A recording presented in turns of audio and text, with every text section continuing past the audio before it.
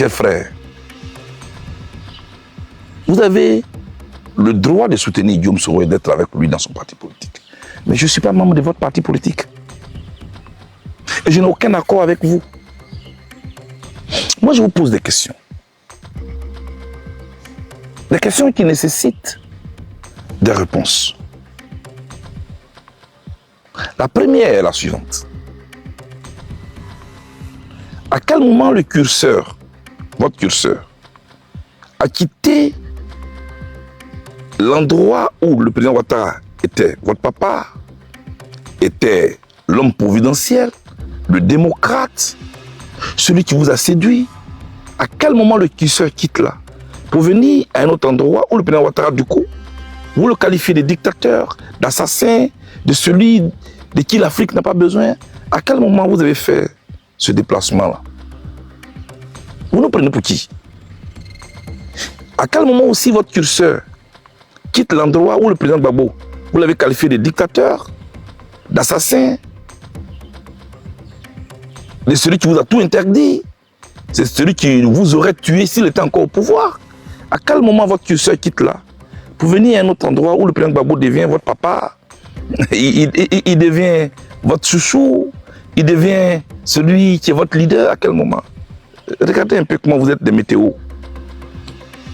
Non, moi je ne suis pas un militant papillon. Je ne peux pas vous suivre dans vos déplacements comme ça. C'est pourquoi je dis, vous et moi, on ne partage rien.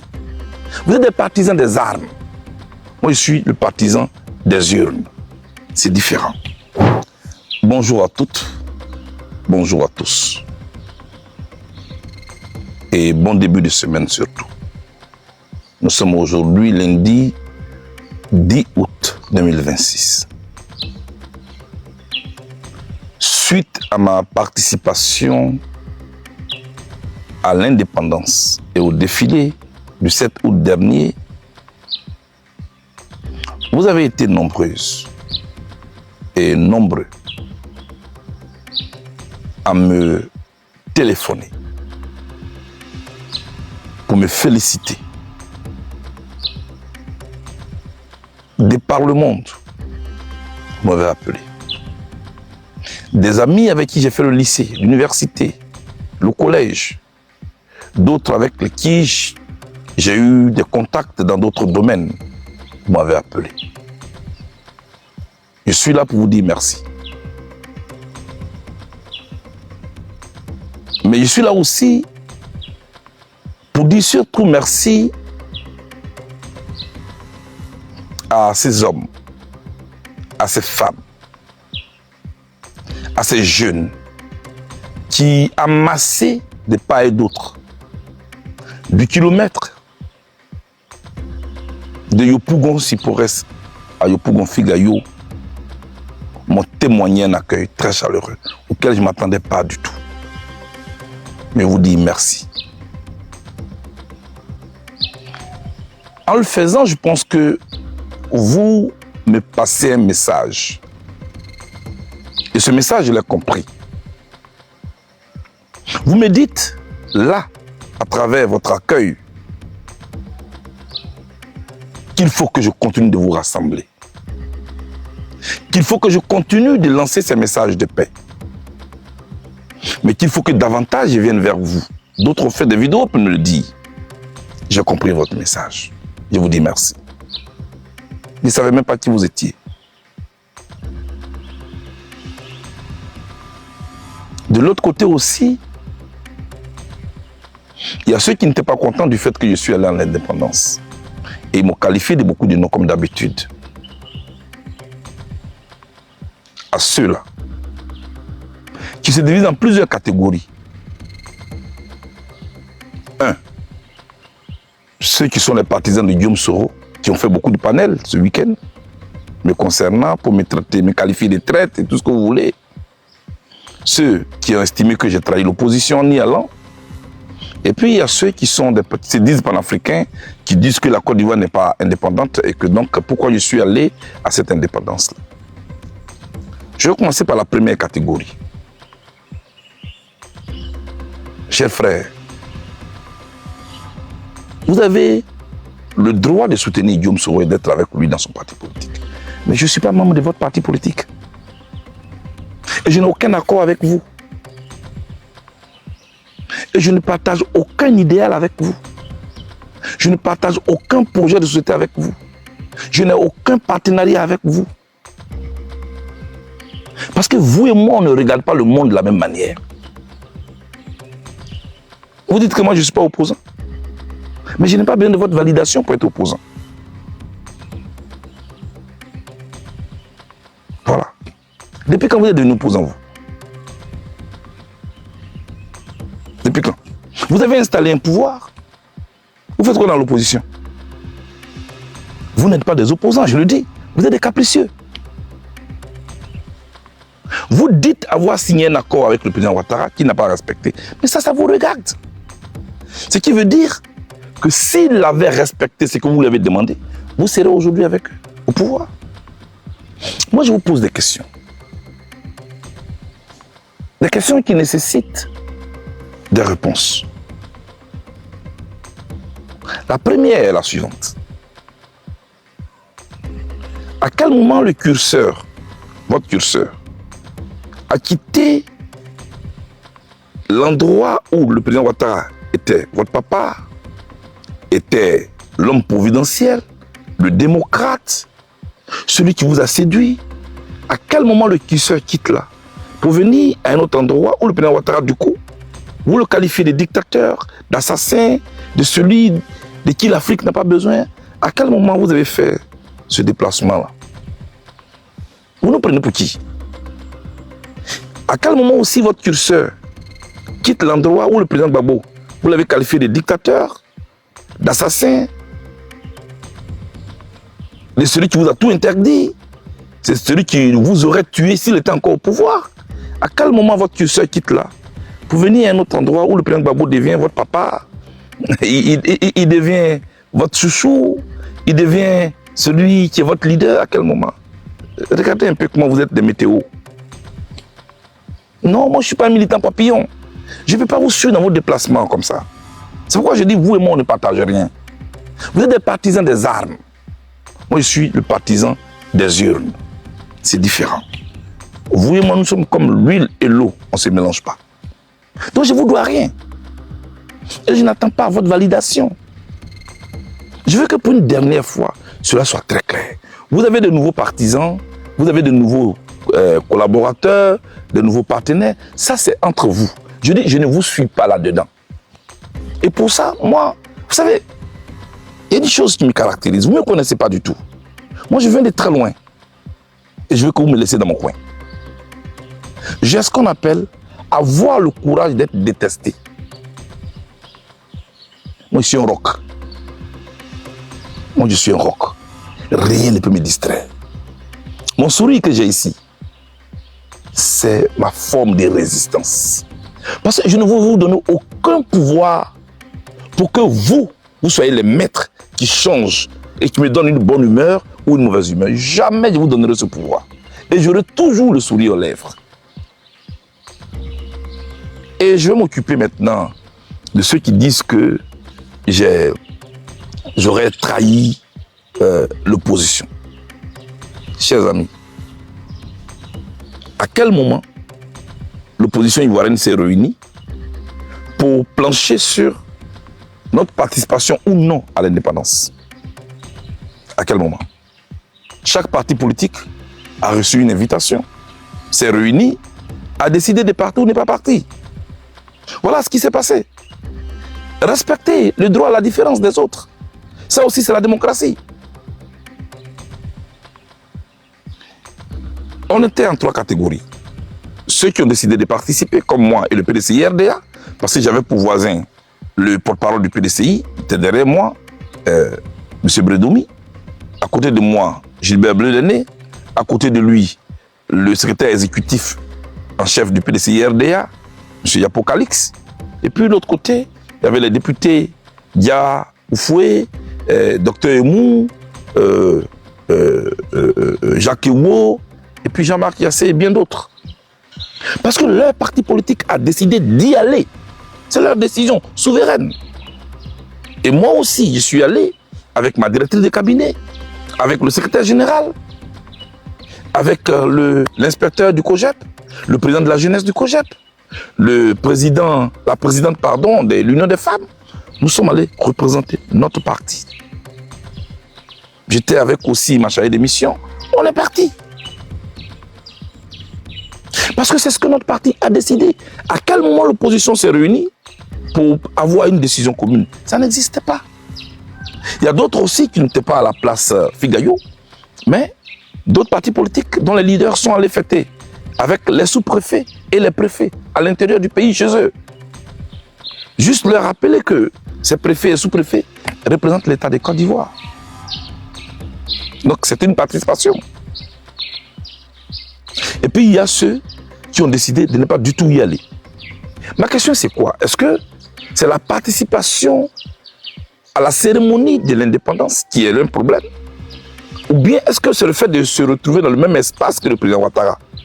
Mais si c'est ça, mais c'est que vous tous là, vous avez déjà été dans le même espace que le président Ouattara, sauf moi. Sauf moi. Sauf moi. C'est la première fois depuis que je suis arrivé que je me retrouvais dans le même espace que le président Ouattara. Vous l'avez fait à plusieurs reprises. Ça n'a dérangé personne. Voilà ce que je voulais dire. Donc moi, je n'ai trahi personne. J'estime qu'il faut aller à l'indépendance de la Côte d'Ivoire. Et la troisième catégorie, c'est ceux qui disent mais la Côte d'Ivoire n'est pas indépendante. Mais les pays africains ne sont pas indépendants. Pourquoi une fête de l'indépendance? On va parler court, on va parler vrai. La Côte d'Ivoire est en son 5e président de la République. Houphouët-Boigny, Henri Konan Bédié, Guy Robert, Gbagbo Laurent, aujourd'hui Ouattara Alassane. D'Houphouët-Boigny au président Ouattara. Citez-moi un seul président qui n'a jamais célébré le 7 août parce qu'il considérait que la Côte d'Ivoire n'est pas indépendante. Aucun. Aucun. C'est le seul moment où on affiche l'unité de la nation. Après, chacun va aller gérer son parti politique. Donc, de quoi vous parlez? Citez-moi même en Afrique francophone un seul pays qui n'a jamais célébré la date de son indépendance. C'est l'histoire qui en joue ainsi. On va améliorer ce qu'il y a à améliorer. Et on va changer ce qu'il y a à changer. Pour qu'au niveau politique, au niveau économique, on puisse avoir notre indépendance. En nous mettant au travail, en disant non à ce qui n'est pas bon, en disant oui à ce qui est bon, en conservant ce qui est bon, en améliorant ce qui ne l'est pas. Voilà comment on travaille et on construit une nation. Chaque président vient, il fait ce qu'il a à faire, celui qui va lui succéder commence là où l'autre a terminé. De mon point de vue, c'est comme ça qu'on bâtit une nation. Moi j'ai vu, le jour où la France a subi un attentat à Charlie Hebdo, tous les opposants français autour du président Hollande, pourtant, même la veille, les critiques contre lui étaient acerbes. Mais la nation les appelait ce jour-là. Quand les États-Unis d'Amérique ont subi un attentat,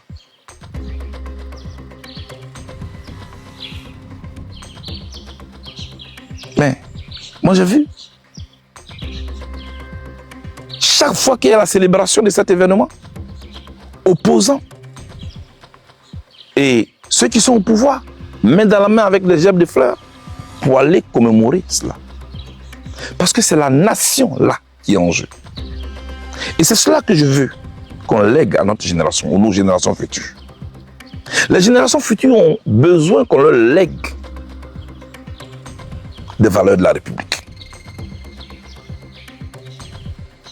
Pas qu'on leur lègue des querelles. Mais le 7 août, ce n'est pas l'anniversaire du président Ouattara. Ce n'est pas son indépendance. Ce n'est pas l'indépendance du RHDP. Et moi, je refuse ça. C'était l'indépendance de la Côte d'Ivoire. On peut faire tous les débats qu'on veut autour. Mais aucun président ivoirien n'a jamais refusé de célébrer cette indépendance. Je souhaite que cela soit très clair.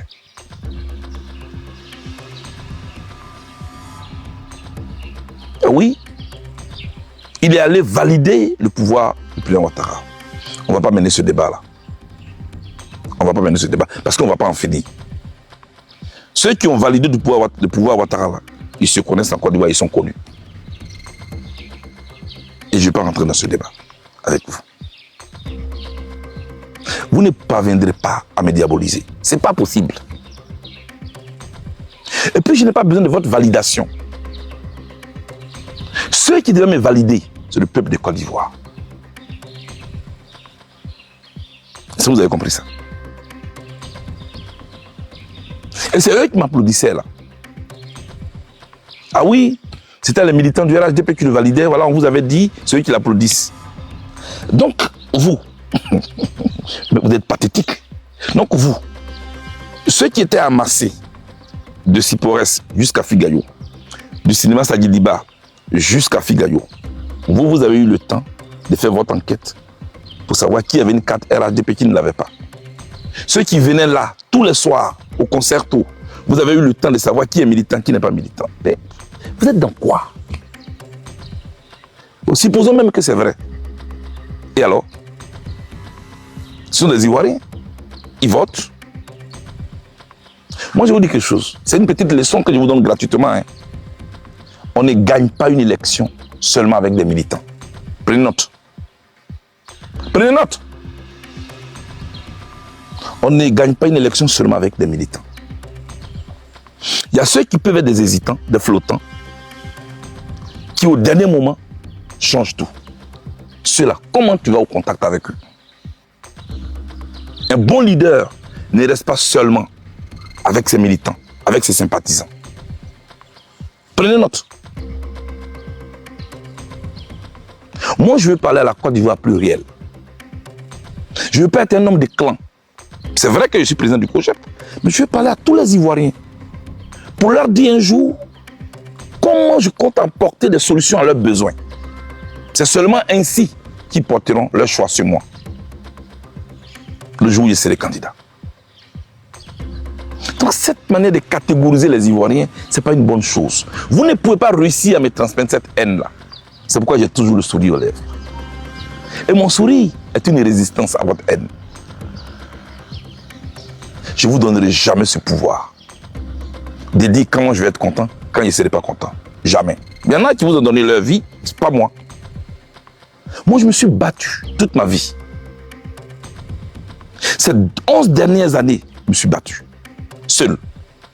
Avec certains Ivoiriens de l'Europe à mes côtés. Ici, en Côte d'Ivoire, il y a ceux qui priaient.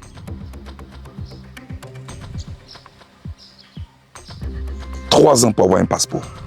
Certains m'ont dit, oh, qui se débrouille seul. Mais il y en a qui sont levés pour moi. Pour que j'ai ce passeport et que je rentre chez moi. En rentrant chez moi, je dis, je vais rassembler les Ivoiriens. C'est ce que moi, j'ai décidé. Je ne suis pas là pour que vos programmes. Donc, laissez-moi en paix.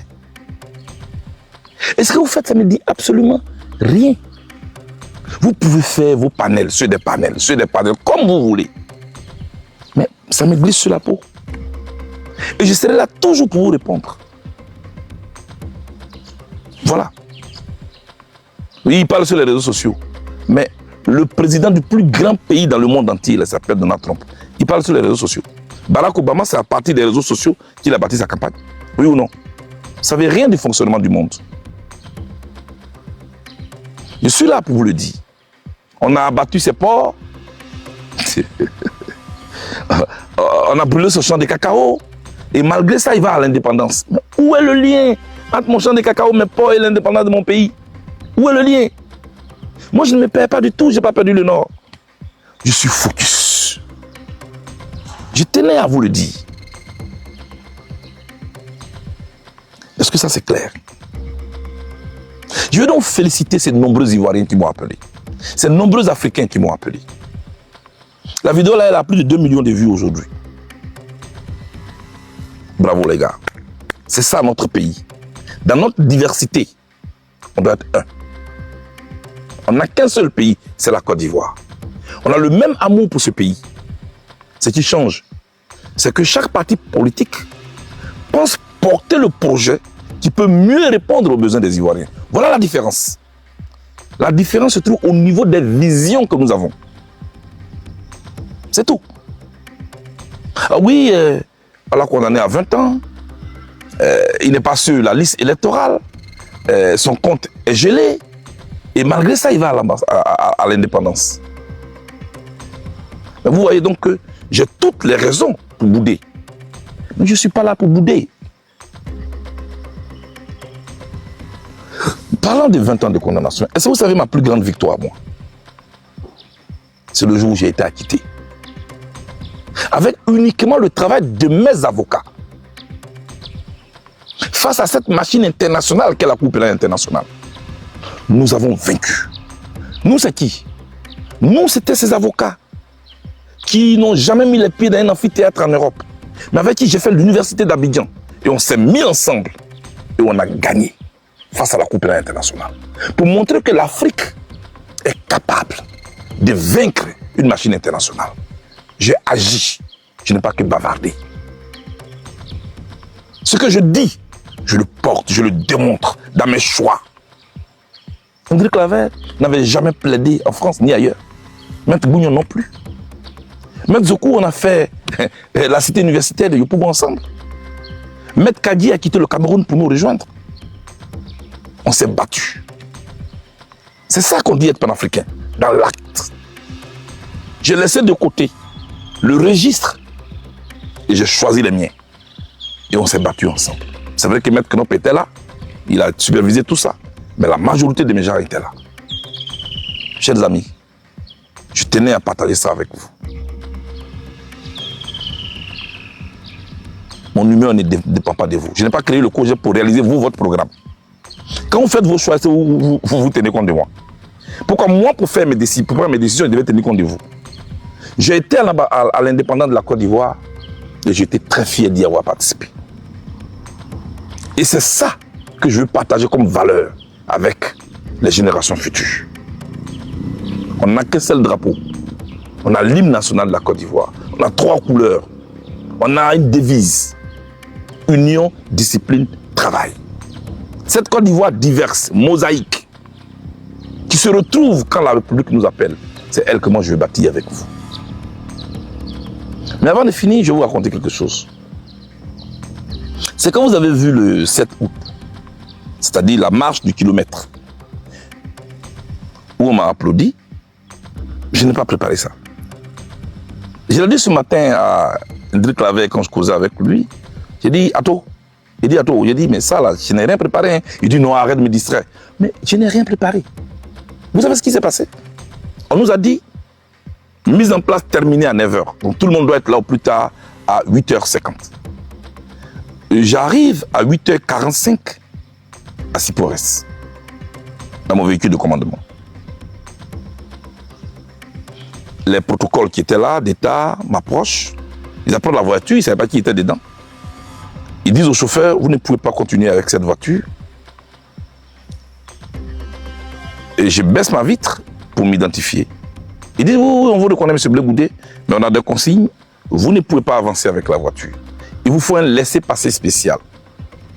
Je leur dis, mais j'ai une invitation officielle. Ils disent, oui, mais vous ne pouvez pas aller avec votre véhicule jusqu'au lieu de la manifestation. Vous devez marcher.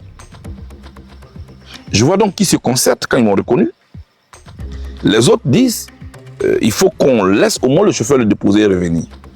Et il y a un qui était là. Vous savez, il y a toujours des zélés. Il dit, non, pas du tout. Il doit descendre. Je dis, ok, pour éviter le bruit. Il dit, ok, c'est pas un problème. C'est quoi la règle? Il dit, la règle, c'est que vous devez descendre pour marcher. Voilà comment je descends. Et puis je commence à marcher. Premier pas. Deuxième pas. Troisième pas. Les gens commencent à me reconnaître. La suite, vous la connaissez. La suite, vous la connaissez. C'est ça. Là où on veut te mettre à terre, Dieu te relève. C'est ce qui s'est passé. Au retour, c'était le même scénario. Je vais saluer ces Ivoiriens. Mais ce monsieur, je ne lui en veux pas. Il a fait son travail. Je n'ai rien préparé. Dieu l'a voulu ainsi. Et vous ne pouvez rien contre la volonté de Dieu. Je ne t'ai pas allé me faire voir. J'étais allé répondre à une invitation. Je veux féliciter ici tous ceux qui ont participé au comité d'organisation. avec à la tête le président du comité d'organisation, Adama Bitogo. Tu as voulu ce comité-là inclusif. Et nous y avons été, nous avons travaillé ensemble pour notre pays. Et après ça, aujourd'hui lundi, chacun rentre dans son parti politique et puis on va se critiquer. Voilà, c'est ça qui est la politique. On n'a pas besoin de se taper la poitrine. Voilà, donc moi je n'ai aucune leçon à recevoir de vous. Parce que l'oiseau ne peut pas donner des leçons à la termitière. Vous avez compris? Que Dieu bénisse la Côte d'Ivoire. Soyons un. Et puis proposons, discutons dans nos différences. C'est ça qui est la Côte d'Ivoire. Merci.